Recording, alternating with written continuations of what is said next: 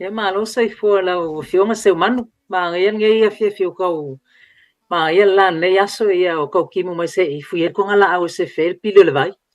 Ia o le tūlanga nasa I sa wha pia lava ta I taua mana ia le mawhana whana o nafi mo te lantu o nafi. Ia o le a wha au mai le sopi tai. Ia o tātou ia na o le fua lava ai pule ana ko inga po le ana ia le timbu ma le la. Ia o la le ala ni pule le tama malanga fuanga o le nei o lang. Ia ai malor wha malu si mai le tātou po le kalame le riva ia so fou a o tātou au lia. Ia langa tei lea, toi tasi a lea so au kuso le tātou te sauri toi lea so antai au. Ia, ona, wha to fo ile iei male toi fo I mai ma wepen finter rewind I tōle soi fua Emele. Ai mo ia ma e pen ko rewind se fa sa o iska ko me se ia no fai. Ia, le na. Ai o lo o maua le hawa noa I le nei wai tau, e mawhai ei o na tātou wanga I antu fo I lele. E whale leia I a vaenga umai e pe o le ia tātou moi mitinga o nisi o teng. Ia o na o le Samoa e fia pupu I so se mea la vole nei o lang. E ei hawa noa e mawhai o na toi maua. E ei fo I hawa noa e le toi maua mai. Ai I le nei vaenga o le tātou polka lame se I tātou toi tala noa tasi. Ele tu fa singa foi lelo ti pos. Ya e Michelle so swani o no mafai o mo mai o tanto ainga Emele o fa funga Samoa. Le nei foi va engol tanto porkala. Ya fa tai se manu pe o le situ langa le na ta ua pe la titi ala ta o ia ile kainga ora home partnership pa. Te mana ia ne fia tau fa amala mai le tu langa ma le vaenga. Wa o le whainga la o le tūlanga lea pe awha pe ana o le 5% lau deposit la iai, or whatever maybe se 10% po le ase vai ngā tupe pa e te tau lava o na iai sau 5% o le deposit. Ia na mawhai leo na avele application le kainga ora, pe mawhai o na lato fisosoani mai in na partnership, e wha atoa ilo maybe 2% pe 2% o le deposit. So o le whaalau te le ina la o lea vaenga. O le winga e la own le a inga and kainga ora the home jointly. So po se whate ta inga a whape o le tau o le Fale e miliona. Ia. Ai pena o le se lau afe le deposit le a inga le tstoi. I mean le mau le taimi nei. Ia. A le fia mana o mia tātou se deposit e 2% which is e lua se lau afe. Ia na avele le application po le talo sanga le ainga I le kainga ora. Pe mawhai ona lātou pe sosoani mai in owning the share o le property le value se lau afe. A mai lo lātou sanga ia kainga ora e mawhai ona lātou kawainga le se lau afe lea. Ona a toa ile o le lua se lau afe o le tātou deposit. Na mai lo le I will then do the application avele bank. E au mai e le valu se la wafe pe anga fatia e tātou. E wha atoa le tau o le tātou. Fale le fia mau Ele. E me whai ona o I le mau lunga le sosoani, po o se sosoani, e wha matu mai le wha ala putonga le o le kainga ora. Yeah. O le kainga ora e mawhai ona lātou kawainga le 2.5% o le value o le fale. E o le maximum e le dollar value e lua se la wafe. So e mana ia te le sosan. O ala ni vaenga e te tau ona iai I se tangata po o se ainga. Ona mawhaile ona o antu le sosoni le kainga ora I le toi ngā mawalunga le a Emele. Ia fo e iale eligibility po o pui ngā le kainga ora lātou I te tonu lava I lātou. So o le meo te whautua ina le tātou ainga. Ave se tau application ele o ie se tau. Ele se tau e ave le application. So avele application po le ase tali mai le kainga ora. Ia nei loa le tātou a tātou tala noa. Ua iai se si vaenga po se si tūlanga e mawhai ona tātou tiritilo iai. E sosoani le tātou wha moi. So maybe e tau whalau te le I titi lava pe whawhewhean le ngai oinga o le tūlanga Ia. O le partnership le mai le kainga ora e le se loan. Ele o se me fo ele ye se peimeni so o le winga o le tūlanga e co-owners le ainga ma kainga ora. So for example a fa pe o le value o le fale le la fa tau miliona o le fesoasoani mai ai kainga ora se lau afe, o lona winga, e au ne kainga ora le se 10% o le fale ato a. Ia. Ela a mai ele ainga le se 10% kainga ora will only share le se 10% a. Ia. Le bank le valus 10% na ato ile. So it's a percentage o le ownership o le fale. Ei se taimi e mawhai ei o na whaapea tule a inga i le kāinga ora. Ia le la a koe whaile valuation o le whale wha ngā mele equity pay alpha tuloa. Ia le la tau mai ngā tupele na sosani mai. Mana e sili e te lele avano o iai. O le whainga la le tūlanga lea e kainga ora e maile se 15 tausanga ia iai se tutuunga male ainga. E mawhai ai o na pay off le lato share lea. So for example, o le mana ia fo'i e le whape pay off le taimi e tasi. Ia. So e allow me e whaatanga mai e kainga ora o na pay off le lako share in increments pe whaivaenga. Ia. Pe alau saunoanga, a pe o to next year wa koe value a kule whale wa iai le equity wa iai le a fo i le avanoa le mawhai ai o na o tātou le bank e koe paro mai sesi maybe tōrus pulu afe. Ia. A vele pay off le si partner le share kainga ora. So yes, e mawhai ana whai whapena. Neli, ai o le sifuru lima tausanga lea e te tangono o tie wa mamā tātou ma le se le ni le pe o na tu i le mai le kāinga ora.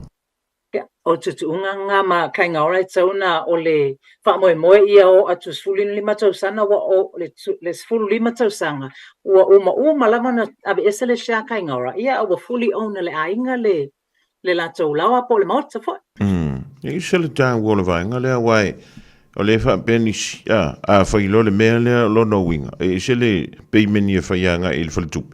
E se fo ile tongi le tona ave ina le kāinga ora e mānei. O le mawhai ona whaivaenga fo ile lea tātou peimen. Ia, o le mānei ana o tūlanga lea o iai se si peimeni o lai peilunga ko lau mo kesi. So o la o whautuanga i nei ainga ia na mātou talatara no. O le mānei o le tūlanga lea, ia tau mawhailo tātou e whaavave na peile kako mo kesi. Ina ia build up le kako equity. A wai a foi. O le vave ana ave ese le share o kainga ora. O le lei foi le na. Ona o le mea te tauna manatua le mamalu le atunuu. A whapea o tu tausanga le walu i lunga le value o le whale. 6 miliona le tausanga nei. Ai o tu tausanga 4 miliona ma le afa. Ia walu fo i lunga le value le se 10% le o ne kainga ora. Alu i lalo le makeki. Ia walu fo i lalo le value le se 10% so... whapea la... E pingo la e sau, no? E mele le alu lunga le value le umia e le afu. Kainga ora. O lono winga le mo lunga fo i lana o le pei meni le la e tamu whai e tutong. O a mino le. Leo whai ingo le se le ni le la tamu whai e tutong. Ia, o sao lea. Ia, wa e fo lava le value le 10% le value le whale le la iai o le mana ia le pel fautuanga i o le vave ana tamu whai tātou e vave na tutongi le tātou mo kesi le iai taimi nei. Ia vave na whaate ele shea, ai le i arutele i lunga tau o whale. Ia. Nga lea i leo skinga inga kelfo. Le i leo skinga inga, e mo ia le whape o yo lunga e alu ala i lunga le shea o le value o i lea fo, i le value le shea kainga ora. But so le si fasili tu atu le malu le tunu. Ia whapela wa whape ai se mai maufurkei me whaiele ngā kainga ora i a home partnership. Ia o le se fasili. O lala le ume mawhai euna e toe tau mawhai e sefe le limas fulu afe po le salau afe le whatu moi le avanoa le. So e te le au na tuunga fo ina e mana ia le mala mai po le ala le vave mwhain tatu tu e se fea le si vaenga le e wha atoa le tau le whale. A whapeo le lima tau sang. Ia. Maybe a worth le consider le. O le whale a kainga. Ia, lele. Lono winga o le vaenga le e mawhaiora nga va a iso stas.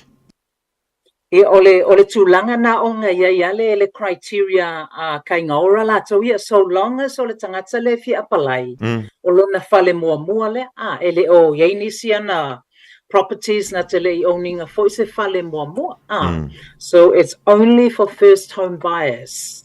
Ai le fa pe ka ma le le umale si ai kala fu ale la lua ku fu ko Fale falinga.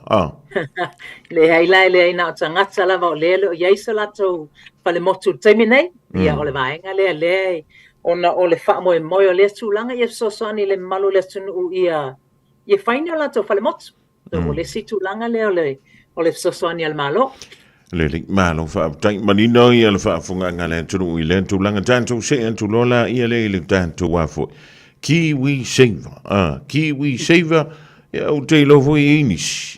O la ua levonga umang koe kala mai kuala ko Kiwi Saver e se ala to metotia. Le mawhai e o na tala mai tuala Kiwi Saver. O la ua sa ilunga vo i le pe fas furuanga i limas furuafi. Ya le temine e laki pewa peo ko koise di mawhare i Emele. Yeah. Ole Kiwi Saver, kusa le ale, ole fasili, ole wha malama atili, ole wha ngainga. Wha pe fea, ona ma whai ona tanto wha ngainga le Kiwi Saver so swani lea. Ile wha tawino se whani? Yeah. Ole Kiwi Saver, tusa o tuunga fo ole Kiwi Saver mo tangata ia, ole lato whale mo mua lea. E te tauona ato le tolu tausanga o ave yailau tupe.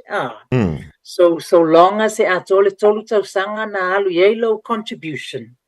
Ia na mawhaile ona e apalai le mele ave i lau Kiwi Saver. E a mai se wha mao ni anga. Po le hale amount in whaina tā life soani i lau deposit. So yes, so long as e tolu tau sanga, a veli tau sanga i ana confirm mai lea e.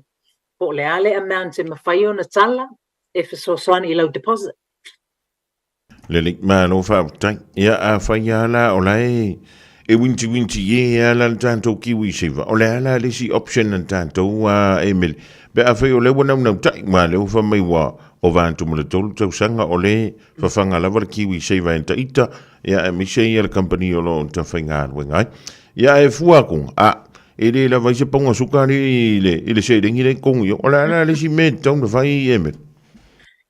Ia wa fo le Kiwi Saver e le yeilonga le amounts nga mfaina tala mai i ona sila le i le home grant. Wa le home grant fo i le si mele sosani me le malo o le mo tangata fo i le yeisa la tau whale mo. So le Kiwi Saver o lau home grant ia ma tonu e nisi o millionaire to wainga. Ia mfaina ona sosani i lau deposit. Yeah, and plus your savings. Yeah. O lono winga. E o mele whau la wau le kausu enka ka midio nge o mako wa ingari Emele. O se ono i me bea whai pepe lo matangata milionea i tutonu o tanto ai. Ia wana i le langona fo ile. So e a vaku nge fo ile se ringi le umangi le fia kausanga. E le koe fo i mai. Ai o le ta ua o le whantau e o le mele o le whai. Se i vanga na o whaatala le fo le tangata le tongi ina o lana mokis. Ia na whatuha le tue mou meile o le se le ni le tu ina tu e a inga fsoswani e. Yeah, o mela ia tā uele ia i o le loia. Wa awha pe o iei se fuafuanga se si a inga o la iei se po se fia fsoswani fo i monisi o whanau. E mai se ama atua ma whanau o tūlanga i awha pe o la iei se tūlanga wha pe o iei se o se tupe o lana tu ese lava e fsoswani whanau. O le value fo i le lato Fale lai fia fsoswani whanau i whai ele deposit. E tā ua tele le whaatala no i le loia ona iaia ona puipuinga. E iaia ona puipuinga o le ngaluenga le ale. Ai le loia e mawhai ona whaatala no. O a mea te sauna malama aia i tu ese o a inga e lua ia tato wo ia awale alu pungsa ia alu malama. Mia, lele mano whauta, ia. Tanto te toi fo ia le tūlanga fo i lele o le savings ali Emele. E pe on tanto tano Emele amatang. O le neia porka la mele manu i Fale. O le tu ese o le se leni i lea vai aso, ma lea vai aso. O le le toi whaia o mea sa ma sadina e whaia o le whaata wina o le kofi. Ia e misa leva le tūlanga fo i lele o an tanto whaala velavu. Whai ua le ma whai lava o na sefe se tala. O longo winga. E ono tau nu lea moe mitinga o le maua se Fale motu pele. A whapea whainga tā, lamana o te loa i lea tūlanga a iai lava le mea mana o e tangata o lona matati. A fwoi le Au se whaateta inga, a young couple that I know very well, le taimi nei, Yeah. o le tama, o le lei o le sefe i on tupe, discipline li lan tupe. O le tamai tai. Yeah, ma wale me wale spend lava, O na tu whaatasi lea, o le la tala noanga, pele ai, o le ta matatia le ai, o le ta moe mitinga le ai, O le a iai la le ta tuunga.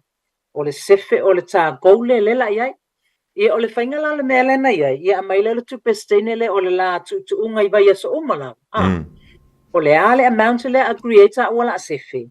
Au mai le tupe o ia te au. Tu tonu le account le ata ua. O na le leile e discipline list tangata le, ai le discipline list tangata.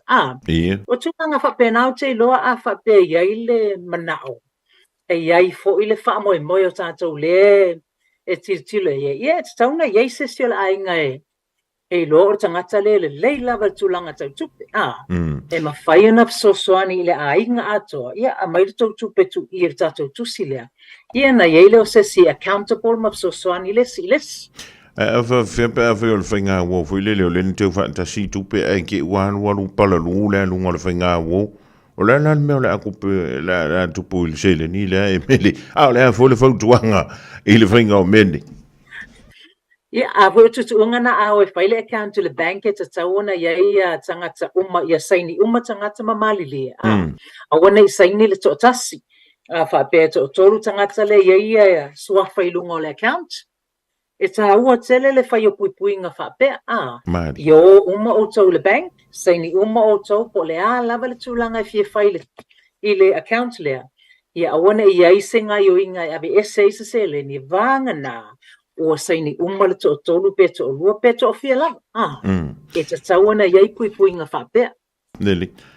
A fa pe fia la pe o le ini o te tau ainga fo ile le ian tunu o pe o Australia le le afo le koale ma le au. O le enta te fia talo sanga tu fo ile le iai. E te fautua ina le whai o lea tūlanga o le whai o se marienga. Ia po le au mei se le ni mai o se soani ti posi se whai. Anai of sili, o le mea mai mawhai e te lele avano o iai. O le paua le mea o le mana o mea le bank. Po o se loan lai au mai e oe mai i na iau a inga le ia. Po o se no ngā tupe e to e tatongi. A whaapea o se no ngā tupe e mana o mea le bank o nei loa po o ato tuunga. Pe fia le mea tatongi atu. O nei tatau foi o na include lai le tatou servicing le whai le bank. Ai a whapea o se wha mea lofa, ia. Te lele awa noa e a maina tūle i tono le bank account o e ia tiritilo e le bank o lei e le wha maonianga. O lei e le sele ni tono i so e te lele awa noa me whapena. Tantu to e fo i la wai tele i o wa engan tantala noa i vai aso o tuana i atu. En tatu tala noa voi lele e le credit rating o le tangata. Iamba se le ni e lu tonu alu i fafo alu tonu alu i fafo ai tala foi le tongia. I ko kongo le kuskupe la ngi ia Emele Palamo. Ia e ta ua tele le tūlanga pe o mea e lapata i ai tangata customers, tangata i o tatala no iai e maisele malu whaafonga mai. Ta ua i o tato o le running o kako account i le bank O ala vai ani ai ta lafu te tauna tutongi. Ia awana i eise pei meni e misi. Awa fo ina i ni dishonor fees po ni me fo ina le tilo atu le bank. Ele o le leile running o le account o na te lelo na whaina. Pe a vatu tato application. Ele wha bela la ale i eise ava noa i ele se avanga le tu o le second tier lenders. A wha be misi mai tato le bank. Ia ma whaia tato wo i le si vaenga le tua. A o lona whaafitauli e mo lunga le interest rates. So, o le tā ua leo le tā mawhai ia mamā le tātou credit rating. A wane e tele ni ai tā lafu o ani tutongi ina o tātou paua o telefoni o mea uma whapena o na ea whaina ai le tātou tarasanga pe ave le bank. Ia wa a misi mai lo le bank ia. O lo iai pele ava no i lesi vaenga le tua ai whaisinga tangata mo tātou. Pa whemba tūtilo mai le bank e tele antula tutupele whaalu nei lol whastupele se whaina Emele. E iso nā whaina pe a whaile whaatala noina le whaatawina o se whale.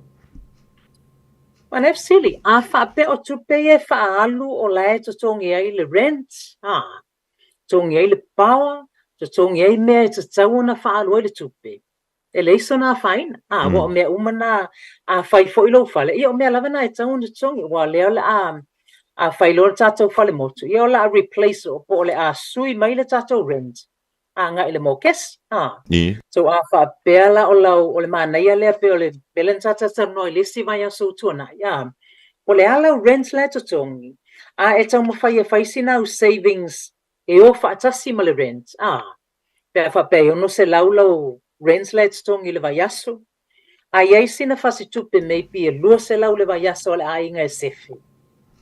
A batula le tatou talusanga i le bank o le mawhai o tau na ngā whatia pele valu se lau le I vai aso uma. A batu tatou talusanga le bank a mai se tatou mo kesi o le peimeni pe valu se lau 5 se fulu le vai aso. O lai tau iei se mawhanawhana le bank pe oe le heila lae o le vana o lai ngā whatia si ainga leo na lea tu ainga mo kesi. So e whaafai ngofia i le tatou talusanga. Ai a vai an tu foi le bank o lae e mo ia le tongi pili ai take away le so ngafua take away le so lulu take away le so le take away le e mo se so ani pili o tela e fu lava polale e tele lava le so ani pare o me fa pete taona e tele fo lo na fine wa ole tirtira ye le bank o ata to habits ata to habits a fa pe o tato fa sino ina lava le fa ngai no tupe la eti sila to bank for the last 6 months ele o ye sino na suing ye fa fa ngata le fasilingi wa ole a fasili male bank e fa fe na mauti no e tato ole atu ule atu ai nga yoing e fa fe ona tato mauti noa a batu nei se tato mo kesi e ngā whatia pe a whape e alu e pe le take away ma le alu e whaatau so se tu ai ngā tūlanga whapena e eisu nā whaina. Le lik Malu whautang o le a tanto o tu i le vaenga le o le afo. O isi tu ai ngā linda si e pe o le e ta ua e whaisi maua lunga o le interest rate. Ai wa ini sul tanto tunu o fa ngai na ia le au dangale. Wa ina isi wa opsosoni ai ona ole mo lava a fatal no tatum ta upu ia o te talusanga ina fo isi o tatu atunu.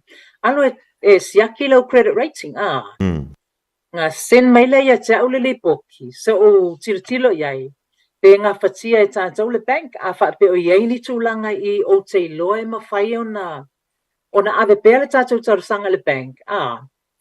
So long as o la yeisa umala malama anga po le ale mea ua whaale tonu wai lea tūlanga. Po se whaatei se inga po se pili se mōli wa la e apia mai le kako credit rating sa tuaina pei. A whaapea o la yeisa whaamatalanga le leie mawhai ona o avea pe I le bank.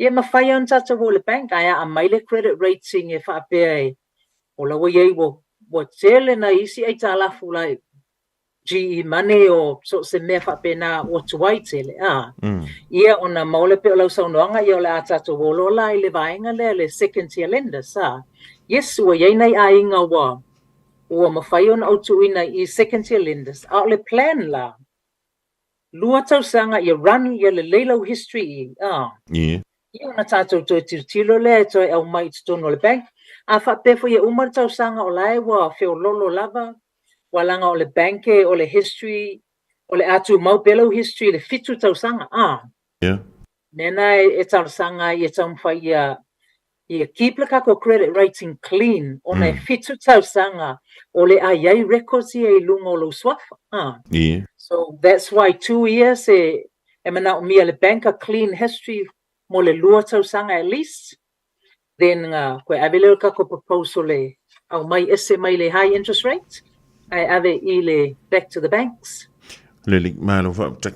A whai o le a inga tolu pe tolu tangata whai ngā ruenga foile. A tūne tau whai ngō fia o na se while ti posi ia mai ei fo I sina se le nia whaasawina. Ai fa be fe ila to fo e to tasi tanga to fenga luenga le ye tono le ainga au le ye mafana wi o le tausia le nei te mia Emele. Ana ia fasili ia e sa ole le ia wa o isi yo tato ainga ia e pena o le tamala e fenga luenga o le tinala e manai whanau manai yalo le a onga ai o lo foi ye nei ainga ia mo mai lato family assistance accommodation supplement so me o malava ia fa be ma fai ona tilo ia wa ye si ainga na matu tala sal no ia o tilo tilo income la mo ia la to tasi le fenga luenga o lai feo lolo se leni le mau mai le family assistance, feo lolo le se leni le mau mai le accommodation supplement. Ia mea lai mawhai o na avi ese. Ia o na mawhai lo na sefe si tamai se leni. Mene a mata ai le tam whai a sui le tato. I guess we're trying to change our habits. Ia se whata ita inga mo alum whanau ia mawhai o na ia tato. Matati ai tilo iai. Tantala no i le tasi o vai aso na isa no ai fa mai nei stanga ta poto na fa pe mai. Ai mana o suia ni o winga masani voile. Luas fu tasi aso pe tolu vai aso e tau vai. Va ve pe o makor vai aso ko fu ia ko me de sai. Ia le mana ia na o le ia se se te luanga lulu e fatasi. Po o se tangata e mawhai ona e accountable iai. E whasosoani ia te oi, wa bela o si bainga la iti na matu tala no. They're yet to get married. O le la plan nga ia. O na loa manino le la matati a lai fia au sia. Ia o le la plan la lena ia na accountable lesi les. Ke so le mana ia na le olanga nei e le malosi umatato i me uma. Mari.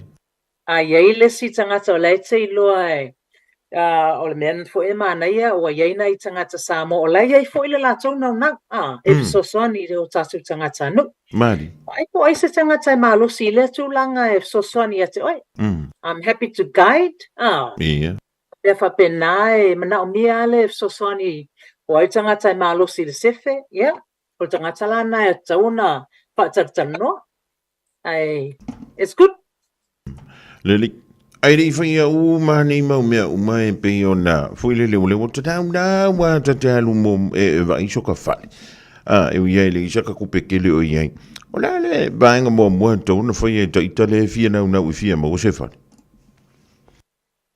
o le vaenga mo la vetona au sia o le faile o se pre-approval e fa atal no mo pe tal no mai a chawa fa pe la ye se sia o mortgage broker ke it's a comfortable it's a tala no ye why not o la o fautuanga le I fa tala no mo le vaenga tupe ina ona wa el what for the real estate agents me le vaenga le fa tawa fale o le la to sile mo na wa ye so pre-approval ona e whainga tāwho I a lātou ona avele mamalu le tunu e whaamata solo I whale.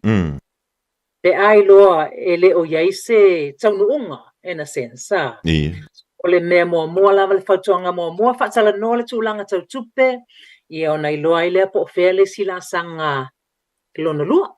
Neli. I lau au nanga lea e pe ona whaatino le tingmini Emele. E mawhai e nisi o nanga I sa au alfa le tupe e sa ili e lea au nanga pe e tā ua le whai e tua I o le tātou mta upule. E tāua o le mana ia o le mortgage broking pe o le mele o tūlanga leo te iai. O le tele options Ona o le mawhai ona o vai banks malava. Ma isi au vaenga le second tier lender. So, for example, ia umale cooperative, le TSB, BNZ, ANZ, o banks umalava e mawhai ona o accessinga le lato criteria. Wa e alu lau bank, if you're comfortable to go to your bank, by all means, ai o la o fautuanga e mana ia le whaonga o mātou le mortgage broker. Ona e tele options e mawhai ona tātou whetua ia le whamoe. Lele. Mai le taimi la so ta e to le tangata I a te le faltua Emele. O le pe a fu ia wa le a se o nanga e fai fu la lo le la le. E tata wana alu le taimi o Emele. Ia mama wa se kala Emele ai le fa pe fo le ngole alu fu o le malos. Ai le maua se le ni wa fu le tau singola ai. Mana hea sili o le au nangal nei, ia e le aise tatongi, o nei tatongi o le bank, So, o le whaanga yoinga o le nei tūlanga, ia e le taimi nei, mō nei tangata ia o le tātou mamalu le tunu o sili mai, wha malama, ia e le o iai lava sa tau o le telo isi, mortgage brokers is part of our contract, e mawhai ana charge the fee, ai o te, e leo se mea te tau lo wa umanatu le nei taimi ona o lea e fia wha malama tūlanga le nei le mamalu o le atunu. Ai a olo te taimi wha tau ilo Fale, a ma olo le kia lo Fale, ia na tusongi lo le au le bank. So, ia wha manino le tūlanga e leo iai se au se tutongi o le tūlanga. Ia, wai. E pio le tūlanga. Bank, umana whai umala o Fale wai alu tono lo Fale motu. O le pio le mea nei va veanga ngumi vo lele ia le va ia le sikangaka. Ina ni te vo fa pe e umai vo fo ia mai le invoice le kakala e mele koe kukusa man tipo si o le fa. O le mea pito sili lan tau. Ia le ufa fonga mele tantu tunu le. O le matafa yoina le fale tupe. Ia maua loma o kei le whainga o laka mokes. Ia ngakokongi mai le lan tūlau tautu. Ia e whawhitai o le maua lawa nau e te whasosani malosi ai. I le mamanu o le tātou. Tunu, e ngantai nei au ki lani lau tautua pe ini si whawho atu. Ia mari cases fo ina mawhai ona e whasosani ai. E ono whaatupu manatu le nei vāengo le whiawhi le whaafonga anga le tunu. Mana e sili ele o le au nanga le so se me la veo e tele fo ia o clients mai I o Australia o le UK o me whapena so se tūlanga lava iai e wa o whaonga fo I technology nei vai taimi e tala noa ia tūlanga so ele ngatai au kilang so se vaenga lava o New Zealand po o overseas fo E iei ni mata upuna o atu iante o e fo ilele e tā ua mai au ngā mo le whaafonga anga le tunu o te leo whai atu a me ta umai po pai mala whai ai o ai fo inga iai ai e iei ni cases na o atu iante o e tā ua le whaapula antili nei vaenga le fiafi mo le sila fia e Samoa. Mana ia sili e tele lava ia tūlanga SS ona o le man nei o le nei vai tau I le nei po kalame whaatai fo I le radio Samoa e mai se lau fionga se umanu mo le wha tūlanga ino lea tūlanga ona ua o pe o tatala I le malama o tātou tangata ua iei fo I le nau e fia pasili ina ia wha malama atili lea tūlanga wai o te lol stelo le mana o le atunu ue le malama le kainga ora home partnership option I o le si foi banga le malama pe wha awhewhea na wha o ngale kiwi saver I mea wha pena o le mana ia o le si le lewa maua mai le tātou po kalame le nei o le ona ise tangata lai whai ala tō whale motu le teimi nei Mani wa a matau na mawhau po o ani si tūlanga e toi wha le leia for example o si a inga le la iei la tō whale motu le teimi nei E o tirtilo pe wa te lele land o la tō whale o ani tūlanga e mawhai ona toi whai ona ua tirtilo e whai ua mātua whai alo mawhanau I o tō tele whai le a inga pe sao le whale lea pe toi whate le pe demolish le si whale lea a whai e whai ni la tō units whai ngai pe 5 mea whapena I o ngai ilo ni rental incomes o le mana ia na alpo kalame nei wo pe o tele le tatala o tatou tangata teito tasi ma le mamalu o le atunu but especially pe o lauso noanga le fsile na mai pe ese case fo ina le na au mai o le I guess o le taimi le nei o le mana ia o nei tangata wo ila tau whale motu wa matone fesu wa ipo o ani tūlanga I mawhai o na whai ai o le fautuanga foi au le fata tali se for example e nei tangata wa longo mai pe wa iei se fale tonu o ni tūlanga o iei au le fata tali se I o le taimi ua matua le mawhai ala na whai se tūlanga o la wa o fautuanga fata la noa ai le I o tūlanga e whainga tātele ai ona o me whapea a le fasili e tātou te le malama e tofu umata tātou ma fasili o le mana ia le fasili ia mawhai ia na malama lama Malu whautai a whaila whatitainga o teitale ilo ta whale motu pe toi se lau afe le mele tu toi o le mokisi La sau fautuanga pe afa apelea o le tate nau foile. Ina ia faia se simea, e koe maua me se skup. Ia se pay off koe le mele wa, le mo ke si le tutoi. Mana sili. Ona e foi nei a inga nei tai me o lai e le tūlanga le so e lai kiki le mo kesi le tutoi, ia o le whaatala noa wai e la to walo ma whanau. Le rent, isi i whale o isi tangata. O ti alala me le whaatau isi tō rental. Ia nao mai leo ta mai tia rent o lai sa wale tupe i to tonu o le ainga. Yeah. O pe whaatau se whale mo i suafa o le whanau leo. E whaonga ele i kuti po le value o le whale le wa iai. Ia at least o lai circulate lava tātou se le ni to tonu o le ainga. I me whapena. Lele, o le whale tonu fo ile leo le ua whamai le whale tupe. E mele o le ainga lea le ua watu iei le fia. Lus futasi aso e umalole lus futasi aso whakau ku ilo malwhane. La lau whautuanga ele anturu ui lea e le nei ewe. Mana ia sili e whiololo foi nei o tātou ainga ua na surufai mai lea ua matua super urgent pe le talo sanga lea. A ua le whaatari tali se i ua matua super urgent o le ala i titi tātou options e iai. Mana ia le whaatala no. E iai lava no o na pe o le mele na e whiololo ana i ainga na I've helped to save mai le tūlanga lea. O le mana ia na o na le ia wanoa e mawhai o na whaatala no ma petu nai po o whea le option po o whea le me mawhai o na tātou o iai maybe just for a short period of time. Se i tau maisina manawa lai titi ia o na toe whiliwa iai lea i tau sanga o iluma. Lele, e ni ainga na nga ian tui na o le tūlanga lea ua whaatau tui e sel whale tupe o le tuai. E le iai la se ainga whapena na ko ina le o tusa o nai ainga lava le na sulu mai ate au. Even a o le bank, even for il taimi nei. Ia na whaftai le li ina iai na ia wanoa na mawhai na pitu nai. Na sefil la tau whale o na ta se manatu o lewa o na au na ma ngā lulue ma tingaina. So o le si mea, o le si tūlanga na, I do my best to look at oani options, possible options, ina ia awana i mamulu le whale. So, o le tali lau sili, ele iai sa ainga o nai ainga umalawa ia na sulu mai, ia na maulef sosoani. Lele, ola no winga la ele fito i se me tasi a lau tau tua malau ona. E amata mai lawa ia i lantou, ia ilo i o lantou whale motu. E o ia i lantou. O lea e mawhau le fia maua ni o lantou whale motu.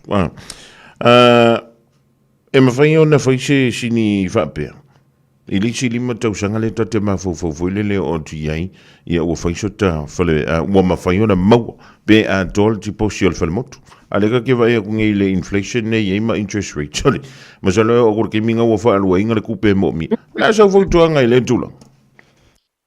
Mana e siri o le mena mana iai le malamalama isi options ia e mawal taimi nei Pela le tūlanga le kainga o home partnership. Ia.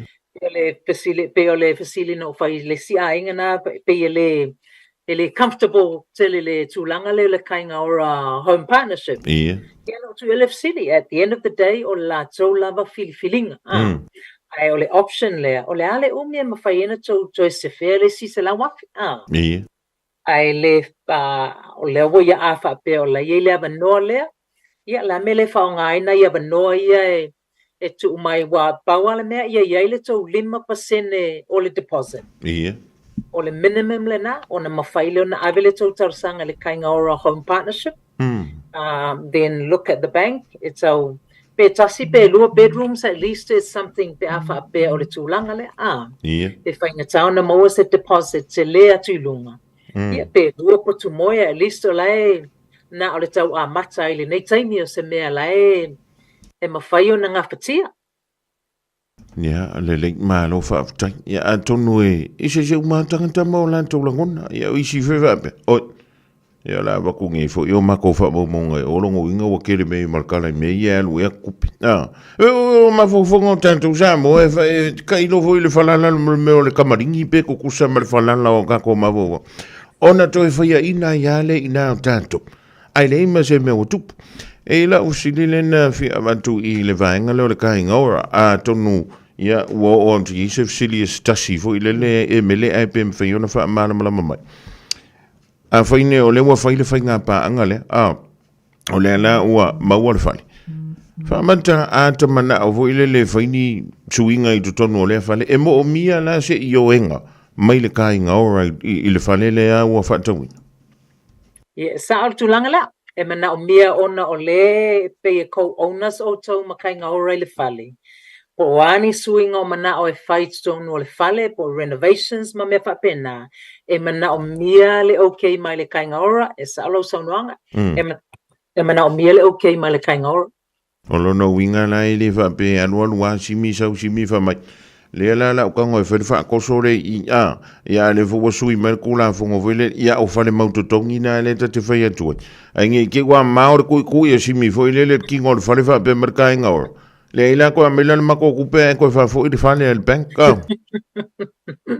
I mana ia vo le fsili na o te whafangu mai le tūlanga e mana o mia le ona o le co-owners makainga ora e mana o mia le okay mai a lato. O lono winga la a ku ai sisitu. O le maua le fsoswan. Ia ai te le ia ona ia inga ia. Ia wa e mana mafo I kai e le kulanga nga wa aku mai ngai whape mai le kainga ia. Lono foi lo tau na matongi le mokis. Ai le la wakul sfuli maka usanga e pay off me ile mako kupe. Ai pule au kol me felfa. Longo winga ko veli o kol fani. Ma kwa male pele persia ka ko mento tino le.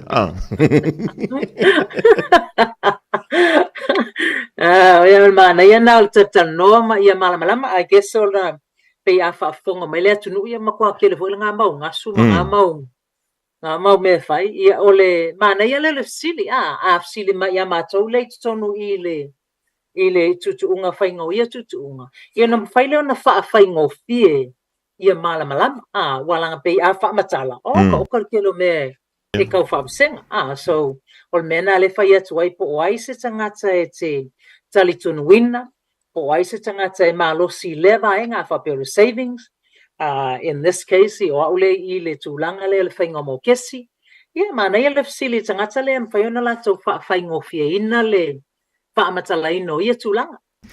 Malu whaaptai ia le te wei si vaenga e pa ui an tau le vaenga le fiafi ia wa o le vai o safo o le ala o le an tātou tala no ai malau o fiongan whaltua ia whape fo I ma se tasi fo I o tamali o le tunu ia po se tasi fo tina o lana ngā ruenga o le whaantau whali lono winga la le wa amatana tu whaantasi a o tau au nanga ina ia mawhaia ia ona malama tili le tātou o tunu I le tūlanga lea o le whaantau ina o se whai ia pe ia ona whaila utala Elisia so foile ele o se whaakaunga o se whankokola le whaakauinga o le whale ele ia whaiasi ngasu o le whaiasi kele o me kaunga o ia Emele ia e sa o le leia e tele o na tūlanga e tau na malama ai le mana ia leo le fasili le tangata lai e ngalua I lea tūlanga wha malama mai lato wa le o tangata real estate o te whaatau whale ia e malama mai lato o le mana ia lea e tatou ngā lulu e whaatasi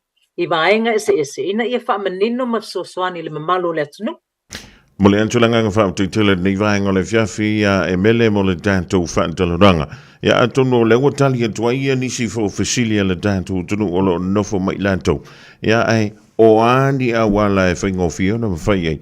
Ia no sota I antul pa ia la sila siu Samoa ia toe. E le ngantai le nei fiafi. Ia vape fo ia le nei vai asu. Ia whaaftai se umanu. Ai le umata apokalame. Ia se whaamole le malo le tunu.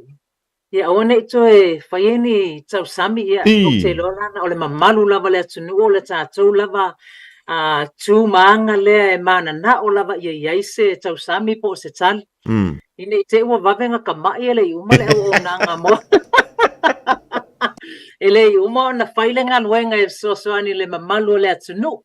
Whaaftai le whaaloalo ai lava le ipuwai ia pe a tātou whelo ai o le telefonia mawai au o le o lua fitu, valu tolu fitu, hu valu wha valu o 027-837-8480.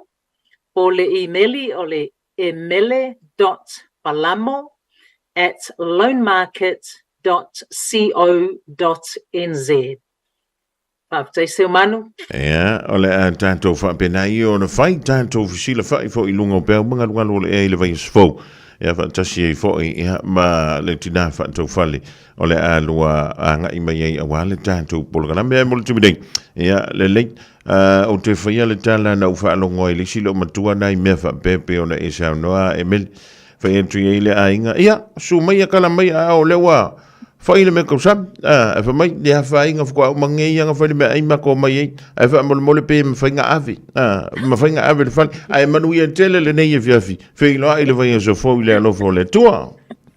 Ia, pāsai kua. Ia, so I whai ia, bo ngā o kāko, e whai iaku whai le me maua e le manguia, ia, e se whai le me le nau mai ia. Ia, o le numera na le whaletua ia Emele Palamo e peo na whaafunga atu le tātou tutu o le olu fitu, valu tolu fitu, valu wha, valu o, olu fitu, valu tolu fitu, valu wha, valu o, ia o le tātou I meli, o le emele.palamo@loanmarket.co.nz o vaingana e lua me whaiona e anga ia ni iai. E mawai le so inga ma le whaletua ia Emele Palamo. So iau lia le tau le whai le afo I vai so a sau. Ia po le te afo le whai le vai so a sau. I le lofa ma le anga le nei fo le tātou tampa au sili lunga. Ona toi maua le o seisi an tātou wha ponga foi. O le polo kaname ua whaingoina o le malu I whale o le kauseki e ko le mele.